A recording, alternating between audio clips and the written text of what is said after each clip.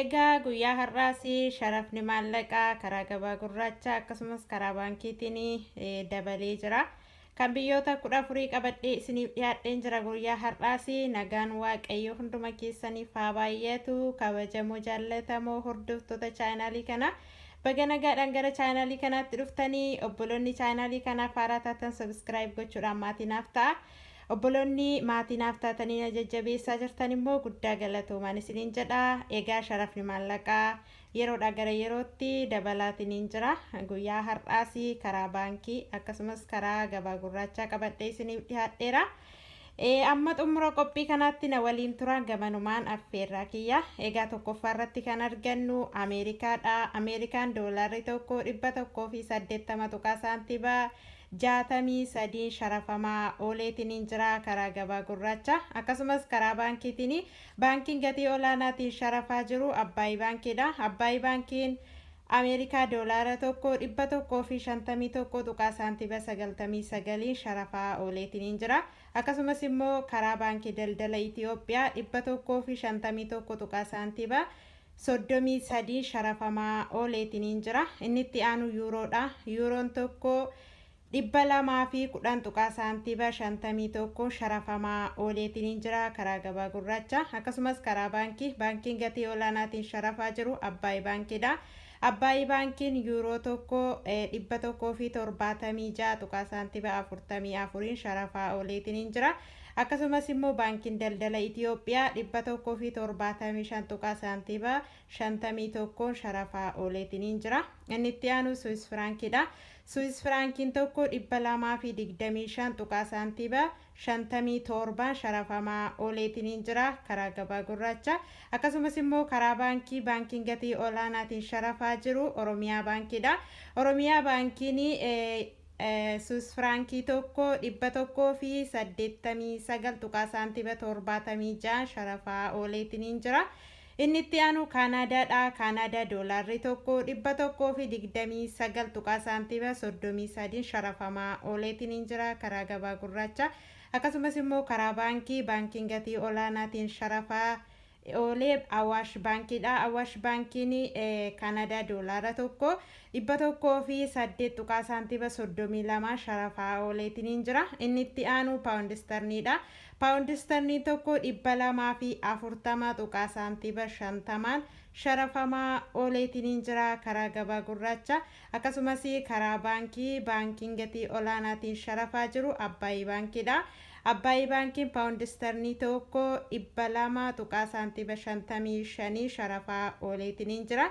Inni itti aanu Kuweet diinaariidha. Kuweet diinaarri tokko 588 tuqaa 04 sharafamaa ooleetiin jira karaa gabaa gurraacha. Karaa baankii immoo baankiin gatii olaanaatiin sharafaa oolee Oromiyaa baankiidha. Oromiyaa baankiin Kuweet diinaara tokko 496 tuqaa saantiibaa 36 sharafaa ooleetiin jira. Inni itti aanu Dubaay diraamiidha. Dubaay diraamni tokko 49 tuqaa saantiibaa 12 sharafamaa ooleetiin jira karaa gabaa gurraacha. Akkasumas karaa baankiin gatii olaanaatiin sharafaa oolee Awaash baankiidha.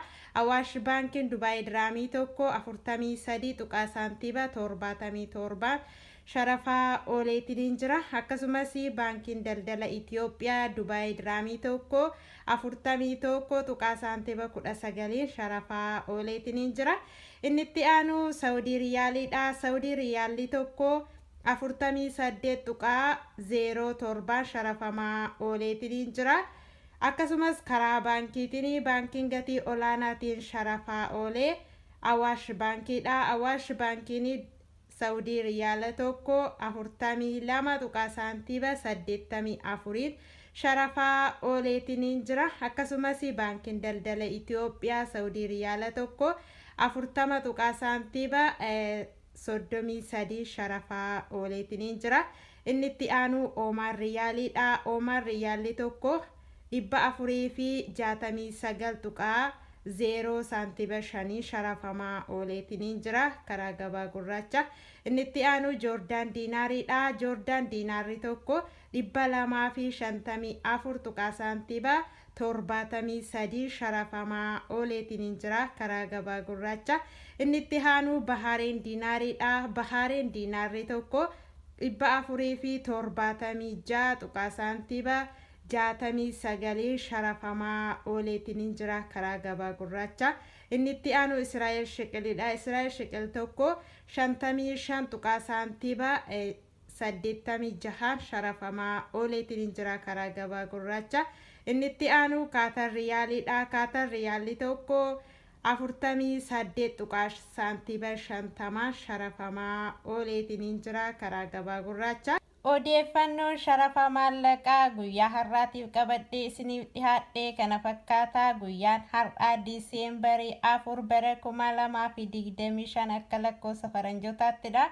Yaadaa fi gaaffii qabdan koomentii irratti naaf barreessaa.